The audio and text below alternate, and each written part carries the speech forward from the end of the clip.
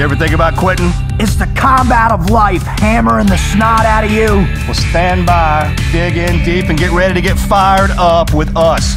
Welcome to the Team Never Quit podcast, the #1 podcast that inspires you to fight on. I'm your host, David Rutherford, here with Mr. Never Quit himself, Marcus Luttrell. Our mission is to help you embrace the suck of life, to teach you the values of working your ass off, and to interview the most hard-charging people on planet Earth. We know life is hard. It's time for you to suck it up, Buttercup, and let us teach you to persevere in every environment imaginable by sharing real-world lessons learned by those who never quit. That's right. It's time, Marcus, for us to help them defeat the negative insurgency in their lives. You fire me up. Are you ready? I'm ready. Let's roll. Let's roll.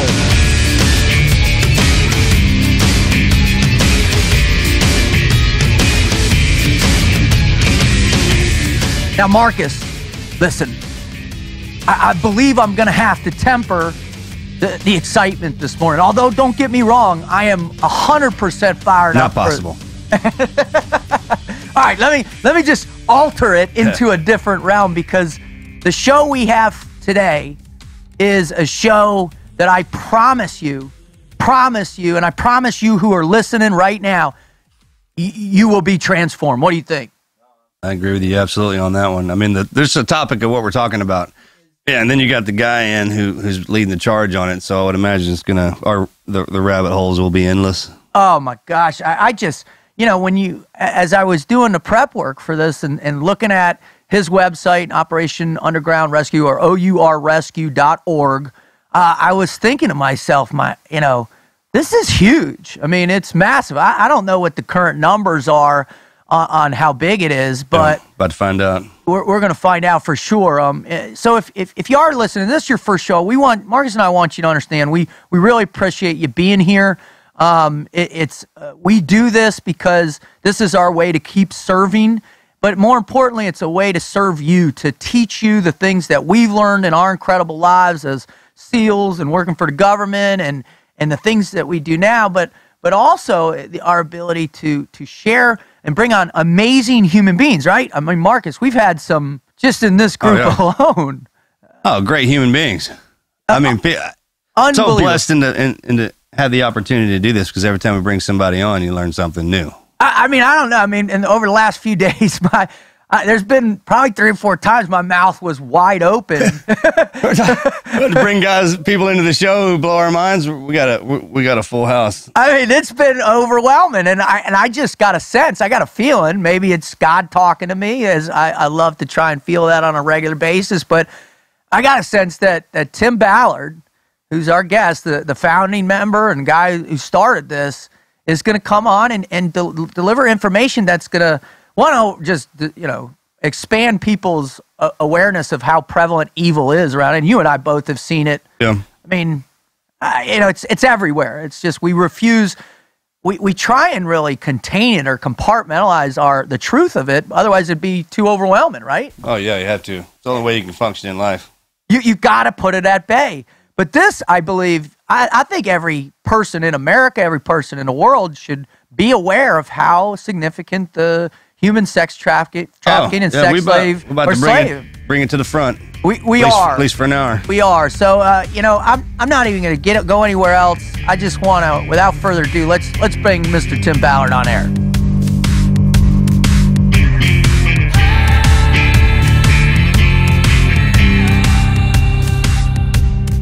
Marcus, listen, man. Normally I come out and I'm over the top. I feel like I'm gonna bust out at my seams. But this one is different, dude, because this one, man, I feel God in my heart right now with the man that's coming on this show. I feel, as I'm sitting here staring at his face on that screen, I feel God is about ready to come and drop some knowledge on it. I don't know if you're feeling that, but I'm feeling that right now, brother. All right, well, let's see. So, listeners, I want you to realize that it's rare in your life that you have an opportunity to truly work one of God's, or listen to, or meet, or be a part of, or exposed to one of God's true apostles. So without further ado, I want to introduce Mr. Tim Ballard. Tim, thank you for coming on, brother. Wow, thank you. That was an amazing introduction. I don't feel He's good worthy at of those, that, right? But I appreciate it. He gets those feelings in the morning when he and they're. I mean, they make you feel good. I feel good for you, Tim. I can't help it, dude. I mean, No, it's good. when God comes inside, man, you got to let him out, right? And we do that by sharing with each other our true emotions and all right. Good. Well, Tim, man, before we get into your greatest never quit story or stories and all that, we gotta loosen up a little bit. And the way we loosen up, the way we stretch out and loosen up and try and get a little blood flow to all of Marcus's steel that is keeping his spine and his body. Yeah. Talk about that power surge and that cold weather shift. I never asked you when you got metal moving. I never asked you when you got struck by lightning. Did your metal feel weird? I could feel it, and every now and again I'll make a turn or something like that, and I can feel it as well. But when my teeth were floating real bad, and my hands are numb, and every spot that I had all that metal was numb. That's another. It didn't hurt, but I was just long story too. All right, Tim. I can't believe you were struck by lightning, Marcus. A couple of, what was it now? October, end of September, October. October, right. Yeah, I got hit. Jeez. It's unbelievable. It's been an interesting few months, to say caught the me least. on fire, knocked me out. It was a good one. And like I show up and he drops that. He's like, dude, I just got struck by lightning yesterday. I was like, what? All the TVs, the DVD, everything was blown out, right? And I got blown out too, man, into this garbage can. Man, we can talk about it later. All right, dude. And don't worry if you go down a rabbit hole. That's good on this show, Tim. That's what we look forward to. Okay, good, because I'm good at that. So. All right, awesome. So are we. All right. Oh my God, you are the best on the planet on it. All right, so we're gonna get started. We're gonna warm up. We're gonna exercise your gray matter. We're gonna push your cognitive reconstruction right now. With the Mad Minute. And the Mad Minute is a rapid fire, first thing pops in your mind, type answer questions, and then maybe a little bit of explanation if we get the doozies, which we always do. And that's how we roll. So are you ready, Tim? I'm ready. Let's do it. All right, Marcus, you fire away, bud. All right, favorite superhero? Superman. It's 2 in a row, right? Thank you very much. All right. Have you ever felt invincible, Tim? No. Nice. Favorite movie character you'd like to play out in real life? Indiana Jones. These are easy. Negates mine. Your next question, doesn't it? All right, if you had to get in a fight with one, who would it be? Arnold Schwarzenegger or Sylvester Stallone? Wow. I'd probably go with Arnold. He's looking a little flabbier than Sly these days. Yeah, we got it. You know what we got to do, because that's becoming the reoccurring. All right, Arnold from Commando and Sly from Rambo 2. Ooh, okay. What about Rocky 4?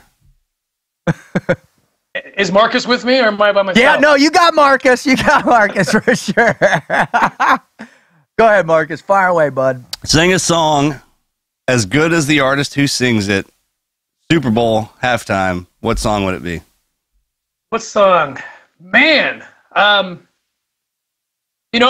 have to go with the Star Spangled Banner. Yeah, somebody. Yeah. That's what I'd go with. Who threw out Gaga the other day? Who would I have sing it? I'd have Alex Boyer sing it. No, you're singing it. No, you're singing, it. bud. You're singing. You sing it as good as the person who sings it. At Super Bowl halftime, what song would you sing? I would sing the Star Spangled Banner, I guess. Good one. We had somebody come up there. I think it was Nick Irvin, the Reaper. The Reaper said Lady Gaga's version of the... It's like, absolutely, Gaga smashed that. Oh, that's awesome. All right, here you go. Give us one item from your bucket list. I'd like to skydive. Never done that. I got a parachute downstairs. Yeah, we just got a parachute in the mail downstairs that we True story. It is a true story. And we didn't order it. God bless the boss, right? Yeah. One things that come in the mail around here would make your head spin, dude. It's awesome. Well, you're going to have to go with Red on that one, and this is really no secret, man. Marcus Luttrell does not like jumping out of airplanes. I hated it. I hated it. At all. I didn't like it at all. Yeah, I couldn't stand it, man. I like the water jumps were fun. Daytime water jumps. Daytime water jumps, right? Yeah, and the UDTs. All right. Last question. What is your greatest failure? Ooh, I have a lot of those. I think my greatest failure is not spending enough time with my kids. Yeah, being gone too much. Amen. It kills me. It destroys me. So we both know what that one's like, dude, for sure, man. We talk about it all the time. time. They get old enough to understand when you're leaving. Yeah. No, my daughter today, I was FaceTiming her on her way to school, and she was like, "Papa, why do you have to be gone so much?" And that just rips right through your heart, dude. So, but thanks for being honest. Thanks for the questions. That's our Mad Minute. And so now let's pivot. And Tim, the reason why people come to the Team Never Quit podcast is because they're facing adversity. They're struggling to overcome those unending obstacles that we call the combat of life. They're battling what I call the negative insurgency that's perpetually beating them down. And they're searching for something that they can grab onto, something that they can get a hold of to inspire them, to become great themselves, to become legends themselves, and to be fulfilled with that never quit mindset. So if you could, would you please share with us your greatest never quit story or stories? Sure, absolutely. It was 2012. I had been a special agent, undercover operator for the U.S. government, for the Department of Homeland Security, working child trafficking cases. Again, doing that for about 12 years at that point. And two things happened within a couple of months of each other. One, I was sent to Bogota, Colombia, to do a training at the U.S. Embassy to train the federal law enforcement in Colombia how to do child trafficking cases, how to find the kids. And we went down there, and you guys have been through government trainings where it's check the box and no one does anything and everyone goes home. Yeah. And I was so tired of that I actually made just a decision on the spot while I'm sitting in this room. It's like the leveled seating on about 20 federal agents, Colombian. And I just said, you know what? I closed the laptop and I said, we're not going to do this. I'm not going to do this training. I could get in trouble, but we're going to do a case. We're going to do a real case. We're going to end this training with rescuing kids. So we spent the 3 days devising a plan, and they said, we got to start in Cartagena. That's the country on the coast where there's a lot of tourism and sex trafficking. And so we put together this plan, and the plan required me and my undercover team to come back down and infiltrate the market there, because these traffickers like to deal with Americans, because Americans, unfortunately, are the ones who are traveling and engaging in sex with these kids. So it's a lot easier for Americans to access the real traffickers. So we set it up, and I said, I'll be back, and I'm excited, and I went home, and then something else happened about that same time, and it'll make sense, both these stories. I met a man from Haiti who, his name is Gesno Marty, and Gesno, he has 6 children, and one of his kids was born in the United States while him and his wife were on an extended campaign to raise money for their orphanage. Right. They run an orphanage in Haiti, and during that time, the little boy named Gardy was born, and then moved back to Haiti, and Gardy was kidnapped from his church. 3 years old, kidnapped, trafficked, and so I come home from Colombia and I meet this man for the first time, and he's telling me his story. And I had read his story because the boy was born in Utah. I was living in Utah at the time. And so I flew him up and I said, tell me about your son and who's looking for him. And he proceeded to tell me that no one was looking for him. That it fell outside the purview of the U.S. government because it was a case dealing in Haiti. And he told me, he said, Tim, he said, I asked him, what's being done to find your child? And he said, well, let me ask you a question, Tim. He says, do you have children? I said, yeah, I've got kids. And he said, could you sleep at night knowing that one of your kids' beds was empty? Oh. You had no idea where that child was. I said, there's no way I could even think about sleeping. He says, well, I haven't slept since Gardy was taken. And he proceeded to tell me that every night he arbitrarily picks some neighborhood in Port-au-Prince, Haiti, and walks down the street hoping that he'll hear his son cry. Ugh. And I said, and I'm just crying. I'm listening to this story. And then I said, Gestar, that is a really bad investigative plan. I mean, we got to help you. So I had made these two promises. I'm going to help this man in Haiti find his son, and I'm going to help the Colombian authorities do a big trafficking case that we had planned. Big. And then within a couple of weeks, I come to realize I can't do either in my current job. The government was very clear. I can't. These are cases that are outside the purview of the U.S. government. There's no budget for it. There's no mandate for it. Right. And I couldn't argue with them. They were good guys. I mean, they were right. I had promised something I couldn't deliver, and so I came home talking to my wife, and I was like, I gotta quit. Wow. I've made these promises, but I can't do anything. And my wife, bless her soul, who is just 100 times better than I am in every way, she said, well, you've got to fulfill the promise. Now, mind you, I've got 6 kids, right? Oh my gosh. She says, the only way you're going to be able to save these kids is if you quit your job. You got to quit your job and go find them. And I said, are you crazy? You got to quit the job that you were doing that was designed for you to go do that in order to go do it. It's nuts. Right. But that makes a lot of sense. I tried every other option. I couldn't even do it on my own time because there's a conflict of interest if I were to do that with my, you've been in the government, Yep. you know the different rules, and so I was like, what do I do? And so my wife said, well, let's start a nonprofit and see if someone will come help, and let's get going.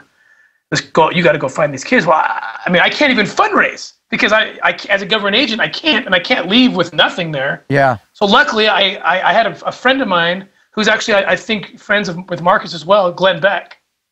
Oh, yeah. And Glenn, I was just with him last week. I was on a show last week. I said, Glenn, I told Glenn my predicament. And, unbelievable guy.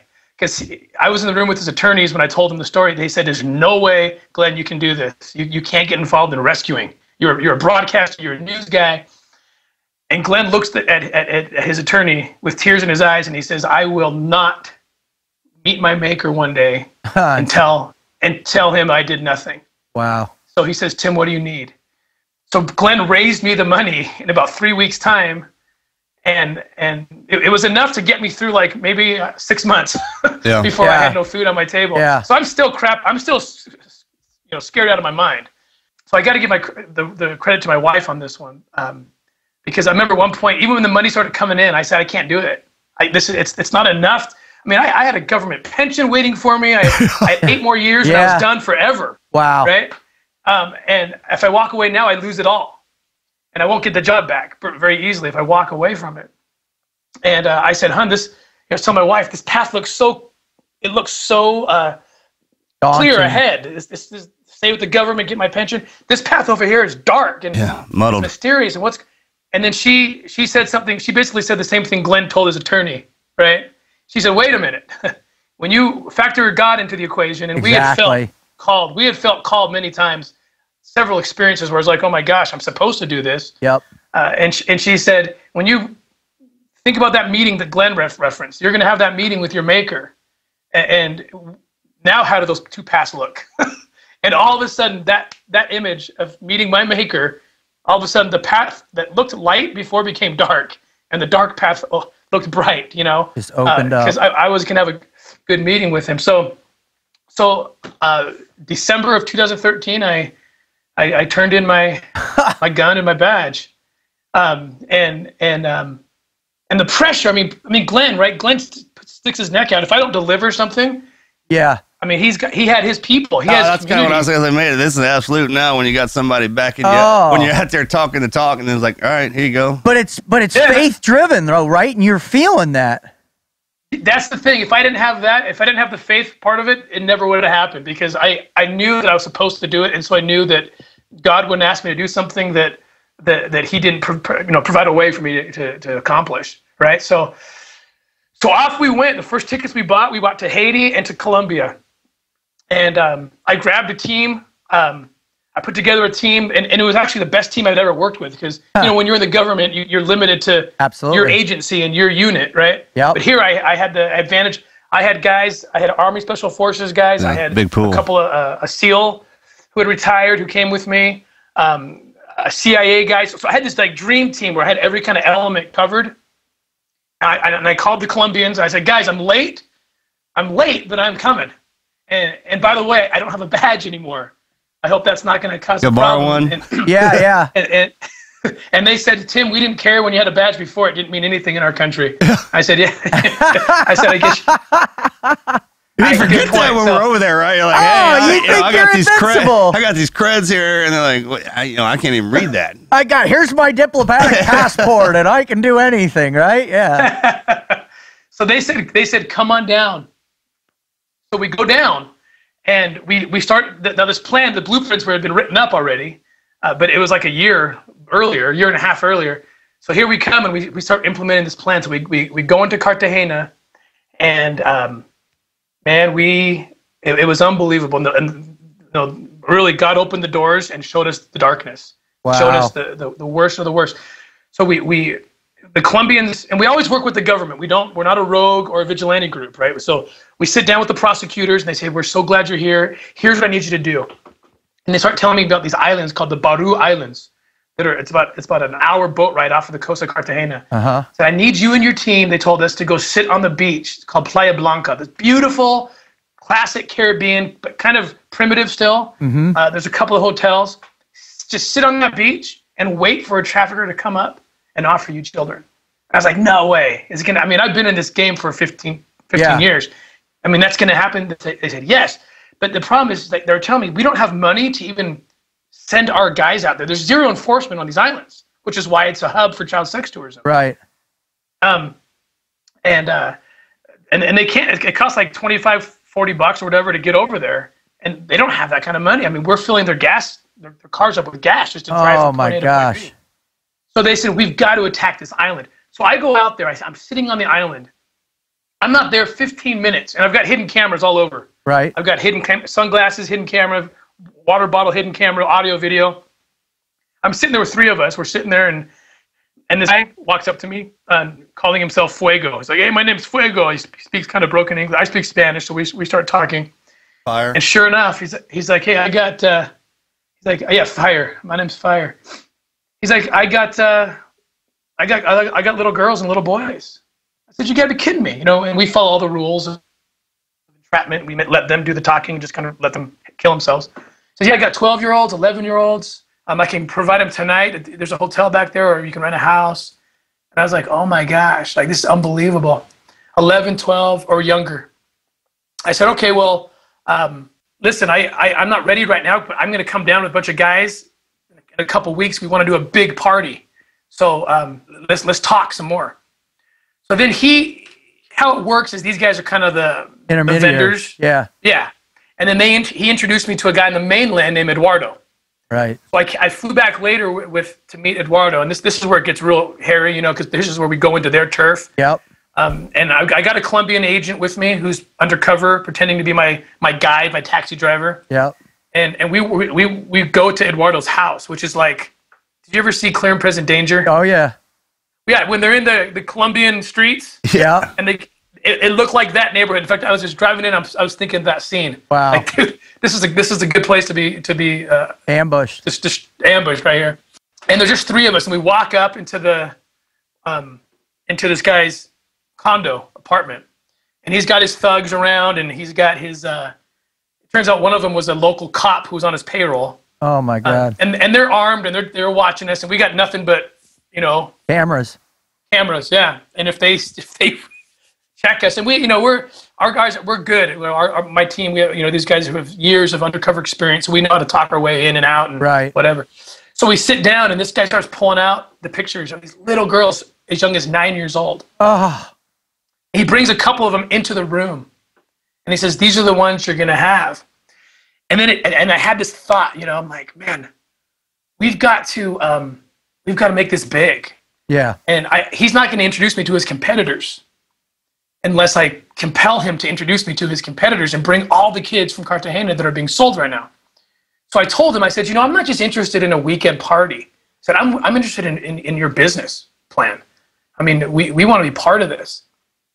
And so he starts opening up a little bit. He said, well, let me tell you something. I have some, Fuego's out on the Badu Islands. He's like, I have a couple acres I purchased on the islands out there. Wow. And the idea is I'm going to build a hotel. It looks like a hotel, but it's going to be nice and beautiful. And it's going to look like a modeling school for children, but it's actually going to be a brothel where Americans can come and engage.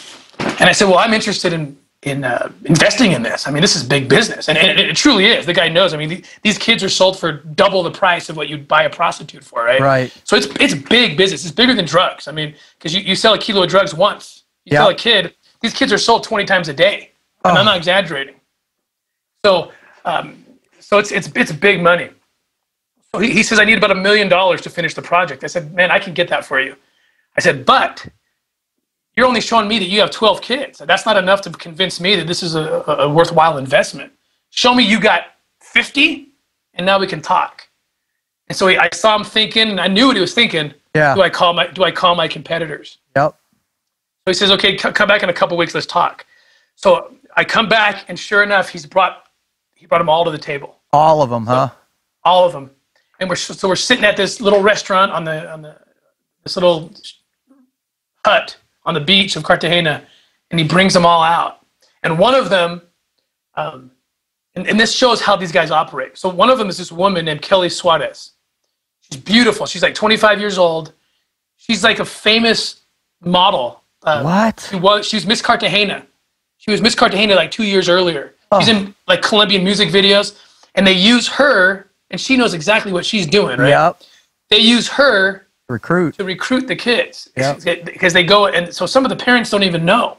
So they go to a 9-year-old girl or boy and say, hey, we want to, I'm going to give you a scholarship to my modeling school. Yep.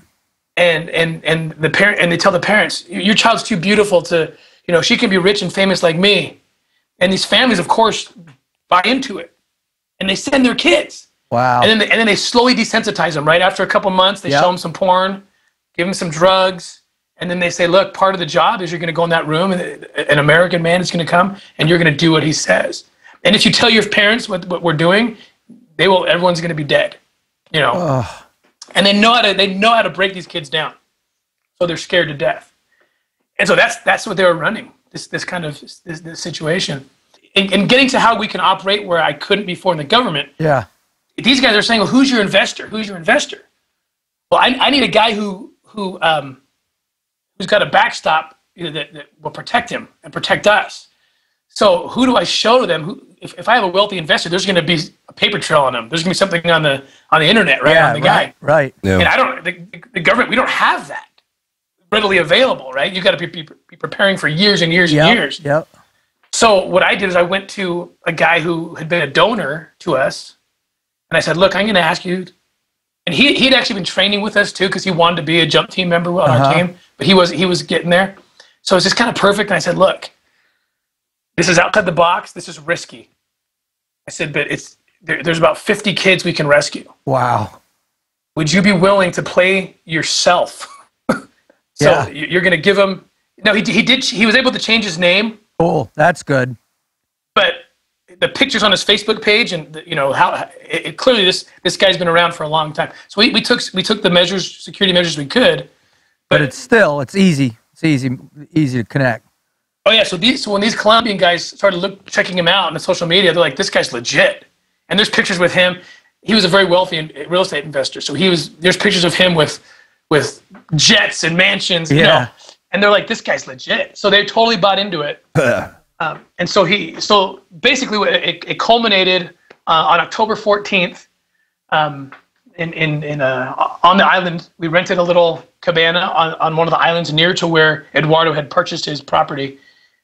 And they brought, I'm not kidding you, 54 kids to the party. It was going to be a real sex party, but also it was showing the product, showing that they can do this. This is the collateral. Yes. Exactly, and the Colombians are, of course, it's their show. I mean, I want to give them the credit. We're just assisting them. So they're on the island. They're pretending to be our butlers and maids and everything, and they're all packing and they're all like protecting and you know, we told the bad guys, look, you come over here, you better not bring one. If you bring one gun, deal's over, and you're going to be patted down.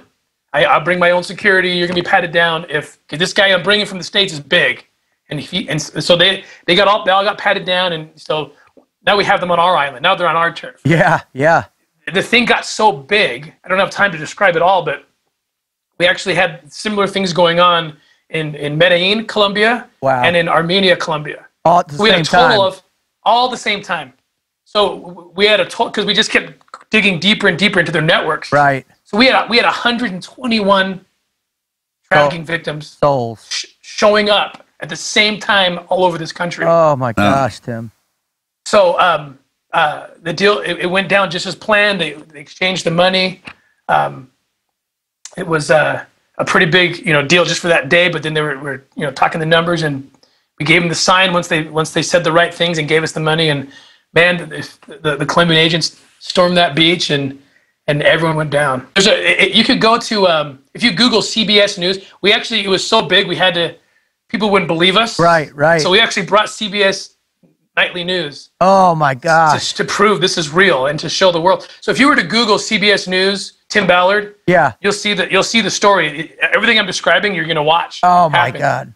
Because Yeah. we video everything Yeah. for evidence, right? Right. So 15 traffickers end up going down in 1 hour, and 121. Souls. Yeah, Now unbelievable. What happens to those kids, Tim? Yeah, so that's a great question. So we have a whole aftercare department. That's, to me, the most important part of the whole program.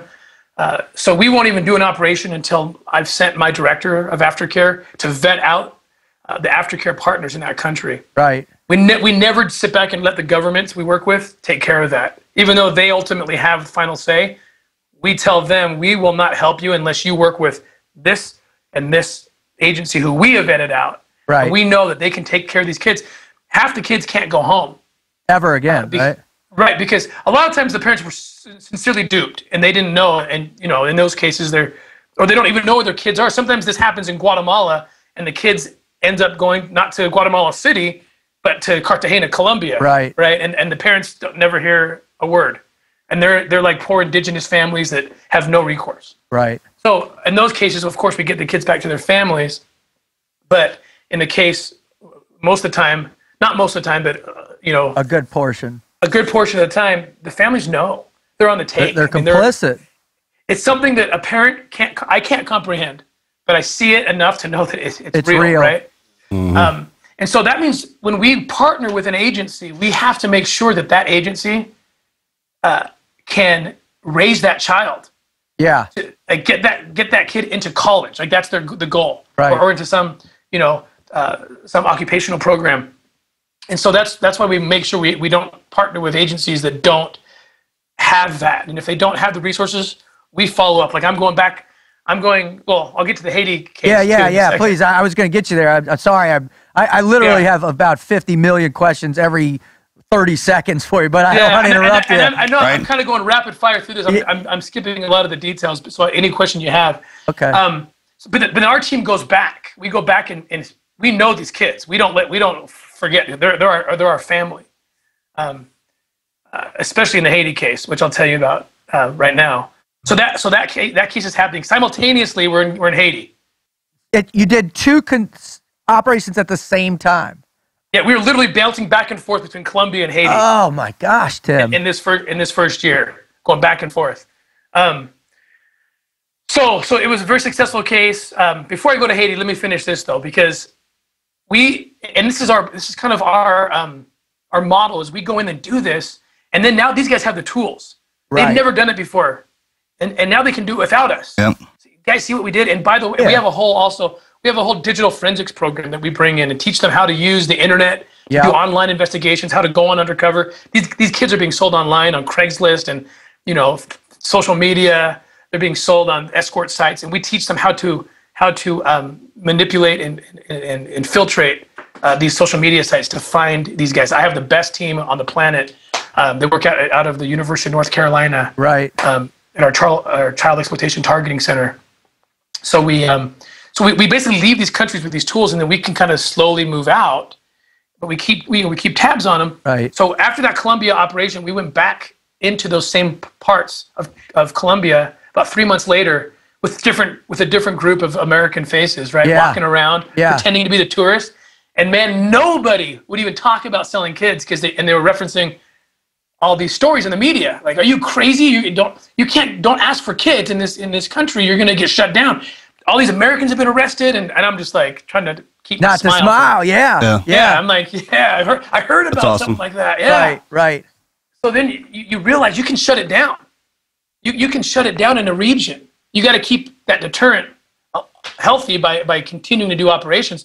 But the Colombians did. They in the weeks after, they were continuing to use the models that we've given them, and to this day they are using the models, and they're keeping that deterrent alive and well, and that protects kids. I mean, this is how we can rescue kids who never knew they needed rescuing, and they never will know, right? Because they were never taken in the first place. So that's kind of our model. So, and we can come back to that just if you have any questions, but I want to get into Haiti. Yeah, please do. If you're ready. No, I'm ready. Well, I'm not ready because I'm telling you right now, my stomach are in knots.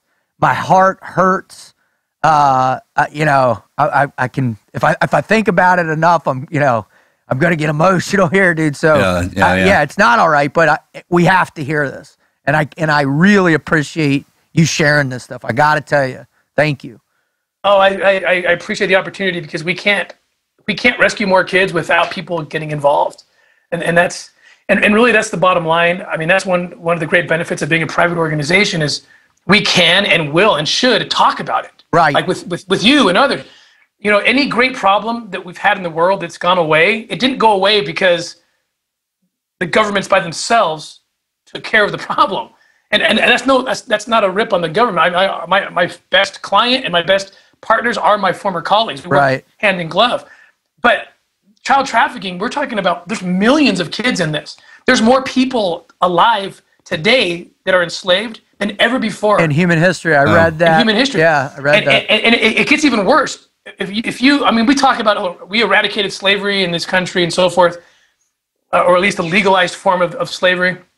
Well, if you added up all those slaves we read about in history over 300, 400 years of the transatlantic slave trade, add them all up, right? Yep. And there's still more living slaves right now than all of those over those hundreds of years. Wow. It's over 35 million people in slavery today, and millions are children. It's estimated that about 6 million of those are children. Oh, are you kidding me? I'm not kidding you. And it's just a number until you get in the field, until you sit on the beach. And you see those faces of those children. And in 10 minutes, someone comes up and offers you a 12-year-old, right? Could you please share the Haiti experience for us? People walking around in a world that exists around them and you don't even see it unless you're absolutely until you decide to look for it, right? And then it's right there in your face. Until you look for it. That's the most poignant thing, that we need to understand is that it's on us to look for it. Yes. So, it's a proactive endeavor, and most law enforcement agencies, including in the United States, don't have a lot of time to do proactive stuff because they're dealing with reactive, like the homicides and the dead body. They got to investigate this.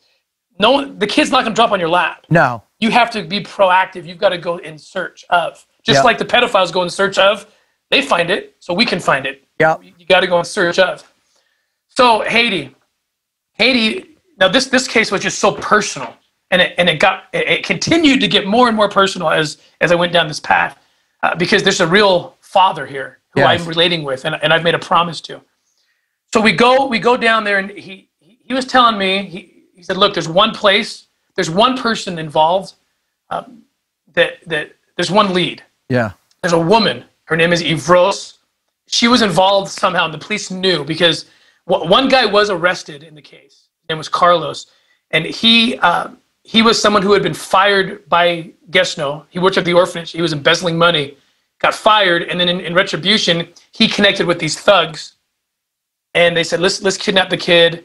We'll ransom him off. And Carlos thought, I'll get the kid back to his father. But the kid knew him. So he literally walked into church. The kid knew, he went to the same church. Took the kid by the hand, said, hey, come over here. Threw him on a motorcycle of some thug trafficker, and off they went. That was it. And witnesses saw enough, and the phone records confirmed Carlos was involved. So they arrested Carlos. Now, Carlos was calling constantly during this time to this woman named Yvros. And why she's interesting is that she has a compound full of kids. But it's not an orphanage. It's not a registered orphanage, so she can't adopt kids. So what's she doing with all these kids? Now, you understand, in Haiti, Haiti's a country, and you guys I know have visited places like this, right? Where it's, well, I've done missionary work in Haiti and did some similar fact finding, not on the level you did, but definitely did some. And where our church was building something, like I got out there and did an intel package because I have some experience in all that, and so I know that place well. So, like in the U.S., if there was a woman or a group that was holding 28 kids in a compound, someone would say something. Not necessarily in Haiti. Haiti is like it's like the book Lord of the Flies, right? It's just like it's complete chaos. So if someone would see that, they'd be like, "Oh, there's another mom and pop orphanage or whatever," and no one would say anything. So because people ask, "How is this woman able to even do this?" So she's at this compound, and the police said, "Yeah, we believe she's a person of interest, but she won't let us in. We can't get in there." I mean, I'm like, "Well, get a warrant." Like, we can't really do that, and we have to have more evidence. It's just bizarre to me because I could think of 100 ways I could do it in the United States, but it's Haiti. So, and they told me, "You can't get in there. She's not going to let you in there." I said, "Oh, we will get in there. I promise you. We'll get in there." So I went down with my team, and two of us, we walked in with hidden cameras. Yeah. And, it was scary. We're walking in. She's got her thugs around, and we're just like, "Hey, word on the street up in the States is that this is where you can pick up kids." That's all we said. Are you kidding? Just that blatant? Yeah, and they're just like, they open the gate. Like, come on in. Because the chances that Americans are working with the Haitians, it doesn't add up. Right. So they let us in. These kids are in rags. And they bring them out, but the boss, Yvros, wasn't there. It was a very different story when we actually planned. All of a sudden, the kids were dressed a lot differently. But on that first trip, they pulled these kids out. They were living in like these dark rooms. Yep. It was just horrible. They bring them out, and the Haitian government asked us to go. If she's selling kids, let her sell you one, and get it in a sting operation. Let's prove that that's what she's doing. And also, is Gardy there? Is Gardy anywhere in here? So we went in there, and I had to pick. I had to pick one of these kids to buy. Oh my God, the pressure of that, brother. Yeah. And this little kid comes walking around the corner, tiny little guy in these enormous shoes that were probably 5 sizes too big for him, and my heart just melted. I don't know why. It was God. Yep. I know that. I said, I'm gonna buy. I want that one. And now Haiti, understand, Haiti is one of the highest per capita trafficking countries. Yeah. Slave labor, organ harvesting, everything, and sex trafficking. A lot of the girls get sent across the border into Dominican Republic. Yep. So we followed that over. We've done 2 sting operations. We've rescued about 60 kids in Dominican Republic as a result of following the trafficking trails. Yeah. But a lot of it, I'd say probably 80% is slave labor in Haiti. They have, if you've heard them talk about the Restovics, yes, it's this system of legal. It's like culturally accepted slavery. Yep. Where the kids are sent to work for mostly in the rural parts of Haiti. It's horrible. It's horrifying. And then they are then contracted out to work on the Dominican side, all along the Dominican border with Haiti. It's avocado plantations, and these kids are forced labor. It's unbelievable. So we go in there, and I pick up this little kid, and I'm holding him, and I'm like, oh my gosh, my heart's melting. I'm like, I'm gonna buy him. And Yvros, she's not there the first day. The second day we go, she has the kids all dressed up nice this time because we caught her off guard, but she had sold enough kids that she believed it was reasonable that we would know to come here. And she starts telling us, "Yeah, I sell kids." And we even said, "Well, wouldn't it be safer to adopt them?" She's like, "No, I don't do that. It's $10,000. You pick whatever one you want, no questions asked. Take the kid." Just heartbreaking. So, because I know what's going to happen to them. Yeah. You got these wealthy guys in the Middle East and other places that don't want to wait for a heart for their kid, so they just send their operator to Haiti and buy a kid and take the heart out and dump the body. I mean, it's horrifying, but this is the reality. So I'm holding this little kid, knowing what his future could be if we weren't here, and it's hard being undercover. I mean, I finally stopped. I'm after 15 years. I've thrown in the towel. Plus, I've done some media because it's so hard. It is so hard to and I've got to pretend like I want this kid, or sometimes we got to pretend that we want to have sex with these kids. I mean, and convince the trafficker. So you can imagine how heart-wrenching this is. So so I take this little kid and I'm walking around, and I have my other operators kind of keeping Avros occupied because I'm looking for Gardy. And I'm seeing there's 28 kids around, and I couldn't get to every corner, but I couldn't find him. Right. But then this other little girl is following me where I'm going, and I'm kind of trying to get her away. I don't want to cause attention, right? To me. So I pull out a chocolate bar. It turns out these kids are all on the verge of starvation. You can tell because their little tummies are already starting to protrude, and their eyes are gray. Yeah. Yeah. It's just horrible. And I gave her a chocolate bar, and she does something that I've never seen any of my kids at least do. She instead of running away with it, she breaks it in half and runs towards me and puts it into the hands of the little boy. And, she's starving. Oh.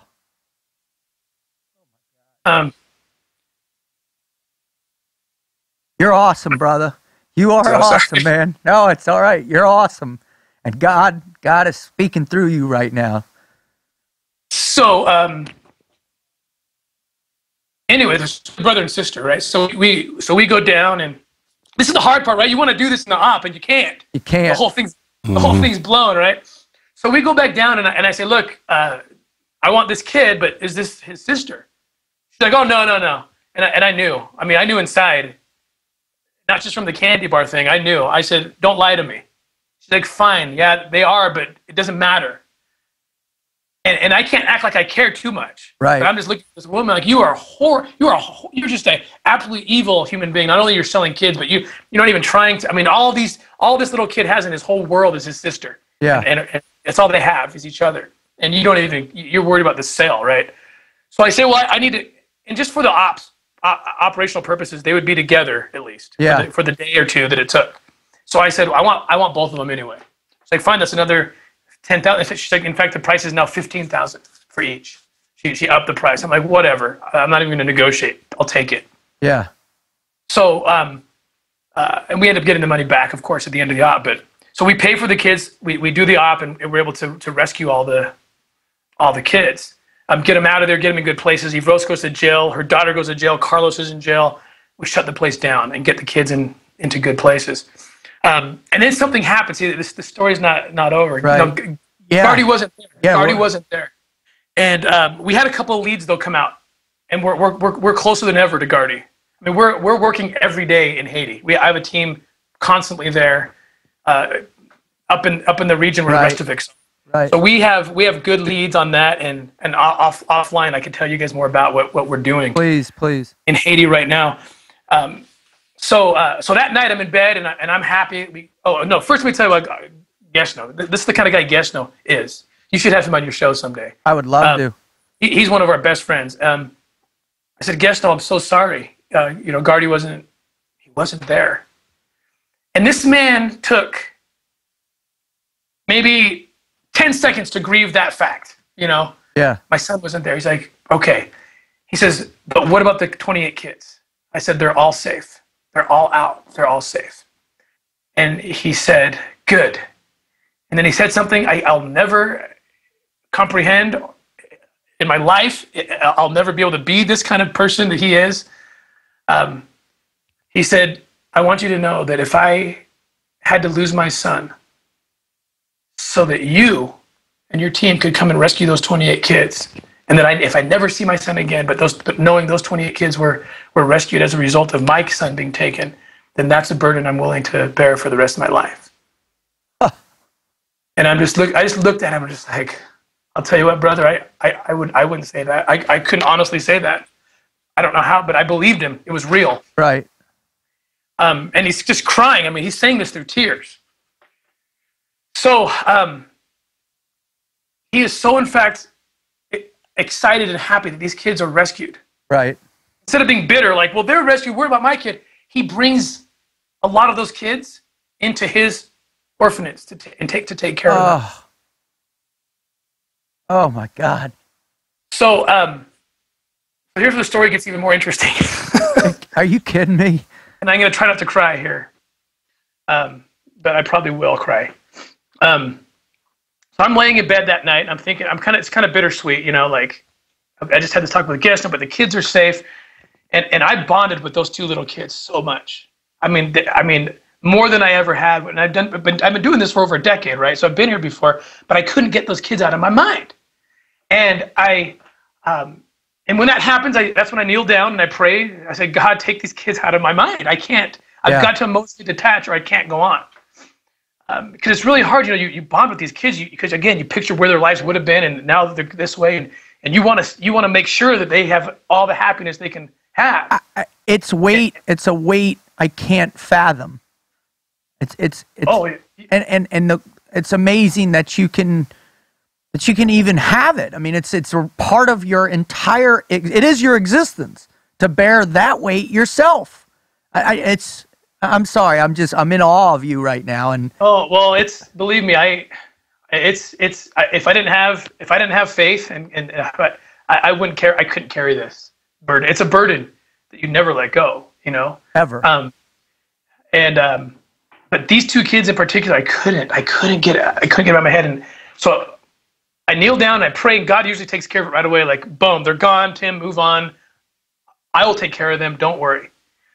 But that's not what happened during this prayer. The more I prayed, the more I saw them. I saw them more and more and more in my head, and it was kind of devastating because they were with me in the police station after the op, and they were just hugging me, like they just loved me, and they were hugging me, and then I had to go testify before the judge, and then I came back, and they were gone.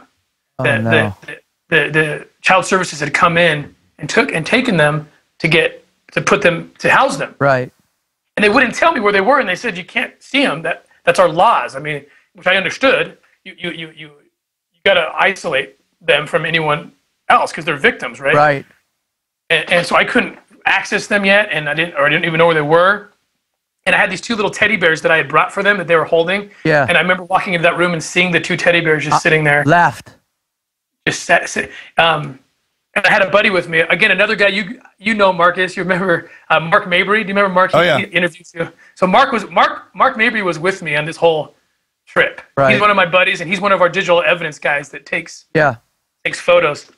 So I just held Mark. Like I just hugged Mark. Like, dude, like these kids are gone, Yeah. And so I don't know what to do. God's not giving me what I want. So I call my wife, middle of the night. I'm like, hey, can you come down here? Like I'm struggling.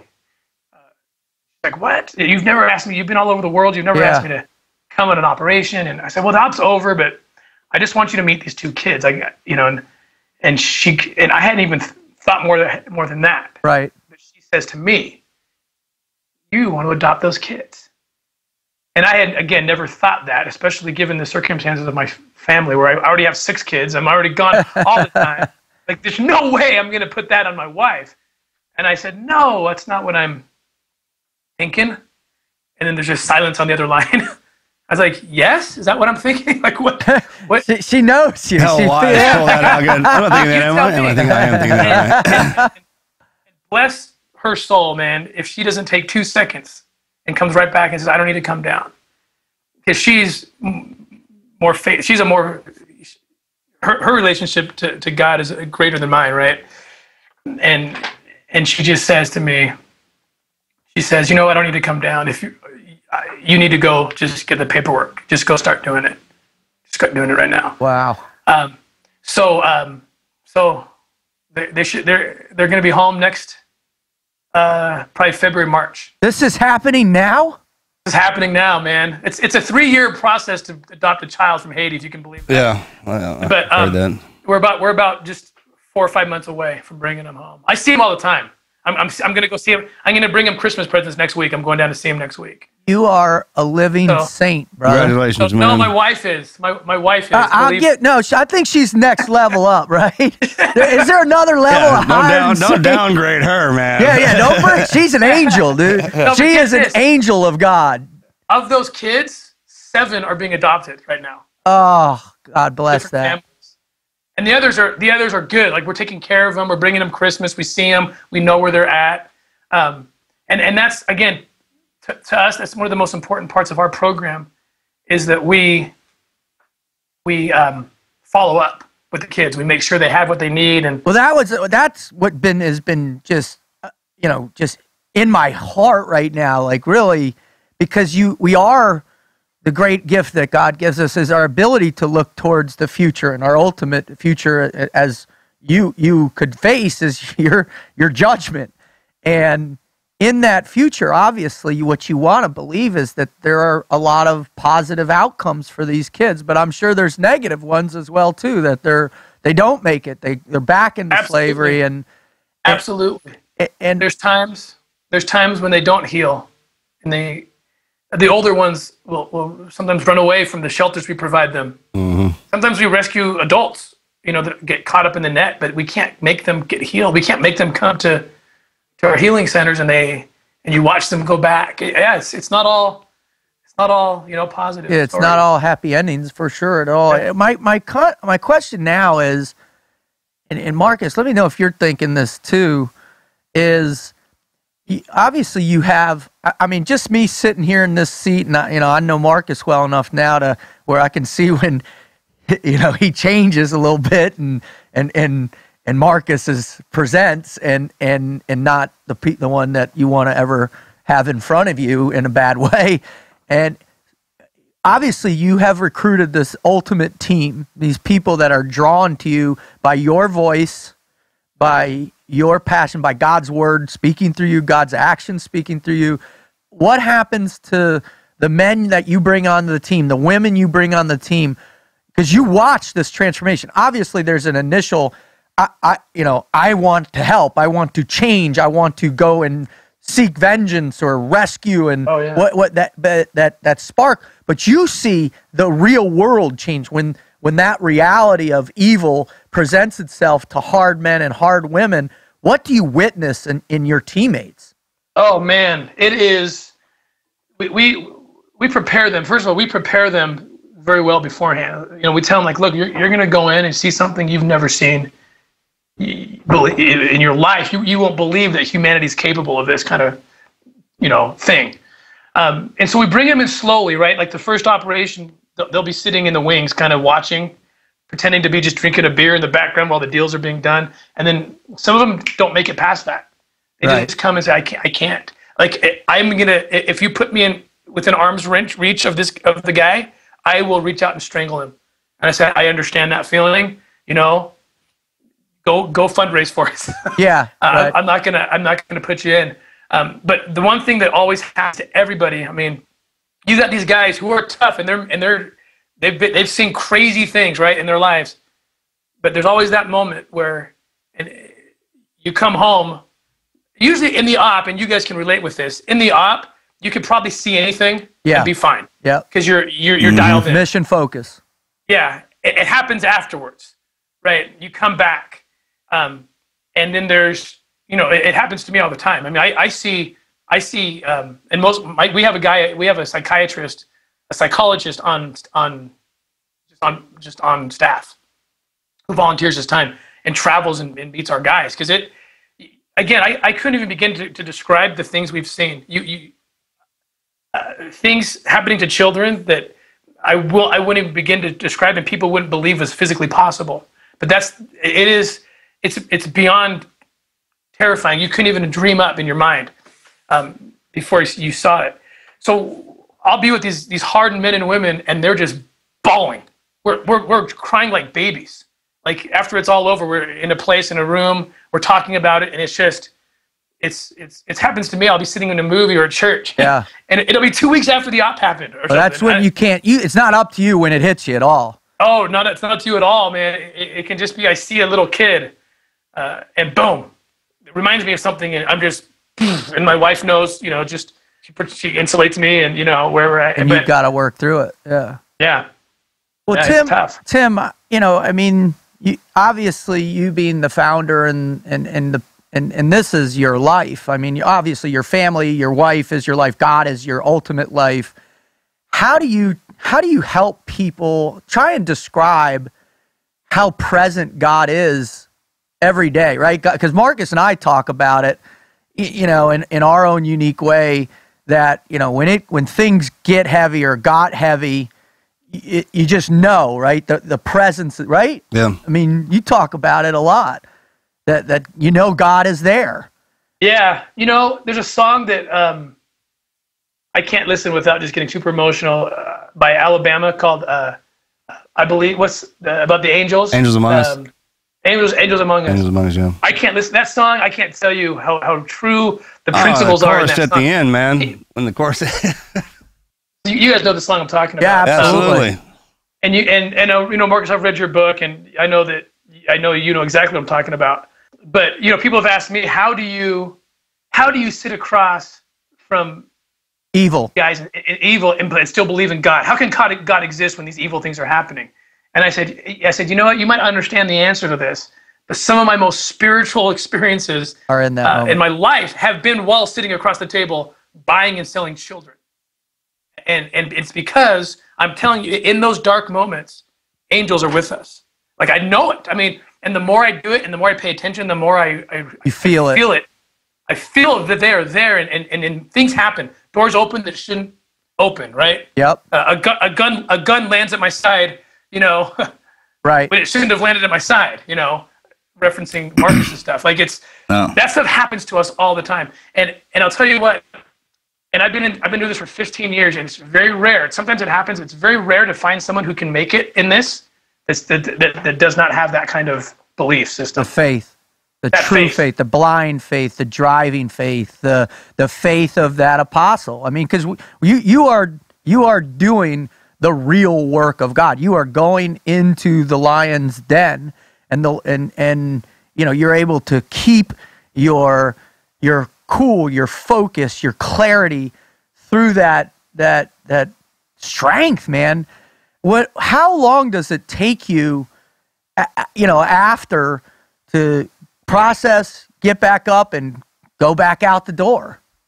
It takes a long time. And something else we do, I should mention, right before an operation, right before we're about to go in, we send out a prayer request. Yeah. Oftentimes I'll have Glenn do it because he's talking to 30 million people. I'll say, Glenn, don't give details. I can't give you details. I need prayers right now. And Glenn will get on the show and just say, guys, O.U.R is doing something right now. Get on your knees if you can. And we believe in that. We feel that, but who has that spiritual influence more than us is the kids that we're going to rescue. That's what I was going to ask you, because they're making it in hell. Yes. They're not, I'm sure they're right on the cusp of death, but there's something that keeps them alive. And they have that hope, insulation. Right? I mean, that's what keeps you going. That's what keeps the guys going back in there, man. Is you go down into hell for kids. You go anywhere for kids, man. Yep. So who cares how much pain you got to take to get them out of there? That's anything. That's the rub, right? Yep. Yeah, I almost quit. Look, I got to give it to my guys who have the. I think way more of my guys than I think of me. Right. Because I see that they do it better than I do. Even though I started it, there's been many times I almost quit. I mean, and it's always my wife usually who picks me back up. But why did you want to quit? I mean, why? It's just because of the pain. Because of the pain, and it's embarrassing to say this because, in fact, Marcus said something just now that reminded me. Another thing my wife told me, apart from the hey, picture yourself meeting with your maker, and now your priorities change real quick. But there was one time I remember I came home and collapsed and just thought, I can't. I had seen something again and I couldn't do it. And in her gentle way, but with truth, she's like, Tim, she's like, I know whatever pain you're feeling right now, compare that pain to the pain of the kid you just helped rescue. Right. And I was like, oh my gosh, I just felt just ashamed. Totally. Like small. My pain is nothing. Like how dare that I even discuss my pain? Right. Like Marcus said, these kids are in hell. What are you going to do? You're not going to go in there. Exactly, and that's what keeps you going, man. The pain you're feeling is theirs, right? Right. It transfers. No, you're talking transcendental passage of energy, man, and that's what going through what you went through to get to them is one thing, but them sitting down in that. So immediately when you go in there and you know it's over, it's child's eyes, right? They flush everything that was all that emotion that just, if they have the reality check that it's over, hopefully, then you just sucked it all in, because that moment of enlightenment, I would imagine when you get rescued, I know what it's like to get rescued.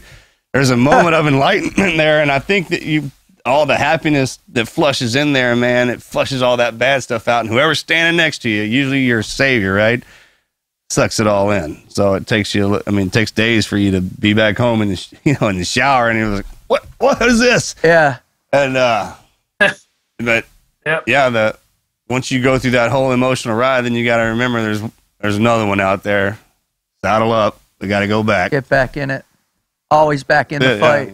Well, and you can't do that without your boys, right? And ultimately is when you get the woman, the strength they have. Yeah. I mean, my favorite picture is the one where the Hulk's on his knees and she's standing there going, even a woman can tame the most savage beast. Well, that's what they're there for, to contain that. And then when they jerk that chain off is when we go to work. And you have to have somebody to put us back in the cage. Otherwise, That's right. No, you're dead on, man. Well, Tim, I'm again, and I don't know.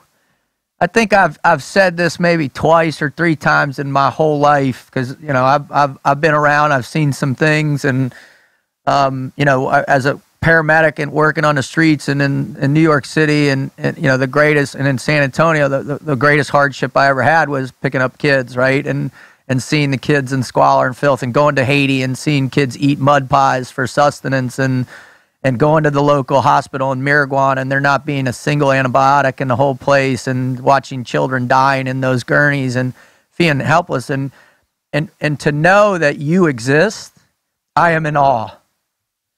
And thank you so much. I have a team that does it way better than me, and I'm just grateful for them. I'm grateful to you guys for helping us. I mean, like I said, we can't solve this problem unless everybody gets involved, and so we appreciate. So how do we do that? How do the people who are listening to this show right now get involved with you? What can they do? What are everything? Tell us right now, please. It's our website's pretty good at telling the story and telling how people can help us out. Okay.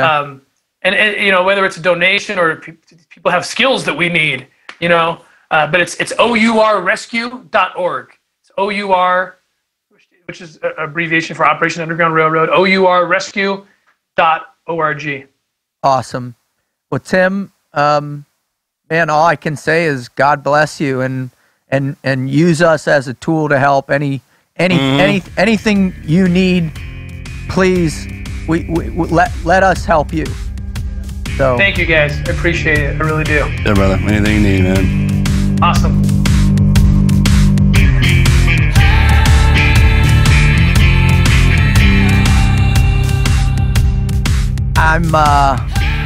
I'm speechless, brother. I'm absolutely speechless. I don't know. I mean, there were three or four times as he was talking that I was losing it. I don't know if you saw me. I did the old, put my head down, look off to the side. Armpit sniff. Yeah. I'm just checking my, But no, I mean that hit me, and I couldn't stop it, because what just kept going through my mind was those kids and that look, especially the story in Haiti, right? Yeah. With the girl with her brother and the candy, and then the way they were holding on. Imagine that look. Right?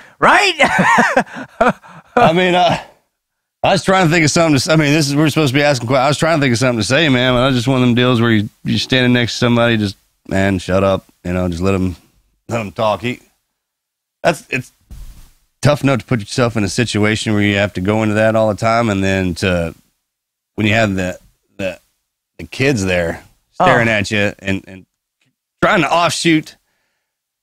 I could only imagine that they're the look in their eyes is, please don't do anything to me. You know what I mean? Then you got animals. Or don't let go of me. Right. This is they've afterwards, been. Right. Yeah. The dude walking in there for a reason, man. Yeah, you're right. In the beginning. Beginning, yeah. But their little minds racing. Yeah, because humans are supposed to take care of the children, raise them to be right. So when you have that going against itself, it's man, I guess it just flips everything on its head. It's so unnatural that it's just uncomfortable to even talk about. Looks like everybody else. I mean, the reason I don't talk about it is I get so damn mad. Yeah, I saw you. I mean, if this was the video, man, I mean, I saw that transition happen to. One other thing I just want to ask you about, because when you said it really hit me hard. It was like I got, smacked in the back of the head or kicked in the temple of Shakabuku. When you talked about being, saved, right? And the transference of that, the eyes and the energy and how that happens and plays out. And I don't know if you can give some reference or some context of what that feels like through your whole body. Well, you're in a state of survival, right? Right. And the unknown is what gets you too. When you're in a position to where every second is unknown to you, and then when that person comes in and you recognize them as kind of a safety net, a safety blanket, then I think, sure, man, it's one of those deals where all that energy, all that emotion that you had been living in up till then just gets pushed right on top of the person, because they first of all, when they look in your eyes, they see it, right? Yeah. And then you go from being scared to death to putting everything everything you got into whoever that is. Yeah, yeah. And that person feels it, have to, right? Like, hey, please don't let anything else happen to me, right? Wow. So it says the ultimate trust. Yeah, right then and there, no words spoken or anything. Probably just throwing it on top of that person. So it's, and from what he was saying, and from what you and I have been through, man, it's literally the next day you feel that it's like your body's allowed that, or can't hold it back anymore. Right. That's what it is. Yeah. Not allowed. It's just, it's already in there. And it comes out. Comes right out, man. Right when you let your guard down, probably. Yeah. Yeah. And, well, you saw it with him, man. Sure. And that's what I'm saying, man. I just can't do that job. I mean, forever. And if you do, man, I would imagine you need to rotate positions. Like, I'll sit in the van on this one. Yeah. I just can't. Yeah. No, it's impossible. I don't think we're built that way. No, and that's what happens to those of us who stay in these career paths so long, man. That innocent side is gone. Yeah, crying. You know what I'm saying? There's two emotions. You're either happy or it's on the bottom. Yeah. Wow, that's profound. I mean, this was one of those shows, man, that I'm just in awe of what he does, his focus, his faith. I mean, how about his wife, man? Yeah. I mean, that woman. And watch how she can read him and how tapped in they are together through their faith. I mean, if a guy, so if you're listening right now, right, let's talk to the listener who doesn't have faith like we do, right, or hasn't imagined that they can have faith like Tim and his wife. My comment to you is go back, rewind this thing, and listen to how he describes all those things with utter clarity. And I think that's. I didn't get a chance to ask him, what are the 3 or 4 things that he can tell everybody, to start the process of never quitting, because I think it was so ingrained in his answers that his faith is the starting point. Yeah, and even for people who don't have faith, man, if you're in a situation like that and that person who comes in and rescues, all your faith goes into that. And it is faith. It is, sure. I mean, you believe for the faith, and please don't let anything else happen to me. I mean, the guys who came in and got me out, I still buddies with, and I keep in contact with the medic, especially. Yeah. And every time I see him, that's what happens. That's what rolls into my head. Yeah. And just that. You just want to grab him and say, "Hey, man." It's weird because I'm a grown man, but when he's standing next to me, I feel safe. That's cool. You know what I'm talking about? It's a weird thing. It's a weird transfer. I've never talked about this, but that's the deal. When he's standing there, I feel safe. And we're not even in a weirred situation. Yeah, yeah. You know what I mean? It's just that connection. Because he came to get me. Yeah. He rescued me. He's, they all did, but he's the first face I saw. It was that linkage. Sure, it was the transference of that energy. So he'd be the one to get on here. Dude. You know what I mean? Brother, ask him, hey, man, after you got done with me, you know me, bro. Anytime you look at me and say, "Hey, this is a guy I think we should bring on," what do I do, dude? I'm like, ding, ding, ding, ding, ding, ding. Hey, would you please come on Team Never Quit podcast? All right. Well, listen, I I hope you listening to this show, you've been touched. You've heard the word of God. You've heard the message that you can make a difference in the world if you just run. Don't be afraid to run to the darkness with the light in your heart, and you can change things. You can save lives. You can plant seeds. You can change yourself. And that's what the beauty of this whole process that Tim shares is that he was changed. Yeah. His purpose was changed, his focus. Good people step into the darkness all the time. Just never forget that you're a good person, right? And that's what it takes. That's your body armor right there. I mean, we survive in hell. That's our job. But you know, your boys are good, right? Yeah. That's the reminder. Even if my sea daddy, he'd always say, he's like, look, man, I want you on the edge where the demons live. I'll pull you back. That's all he said to me. You know, that kind of deal. Right. So when you're young and going, and yeah. But after a while, living on, the edge becomes muddled. And so it's what there's a little bit of darkness over on this on both sides, a little bit of light on both sides. Surviving that middle part is and I believe that through the word of God, and you can do that. So listen, to learn more about Tim, please visit his website, O.U.R. rescue.org. If you want to know more about us, or you want to share your greatest never quit story with us, go to ours, tnqpodcast.com. Subscribe to us on iTunes. And I just want to, on this one, brother, I want to thank God for talking to me today. I want to thank Christ. I want to thank my children for how much I love them and what they do for me. And I want to thank Tim, and I want to thank you, Marcus, because, you know, without you, brother, I couldn't be able to do this show. So thanks, brother. Yeah, brother. And the good Lord above, and to the wife, but yeah, to Tim, man, and what he's doing. Good on you, brother. Amen. I'm out. I'm out.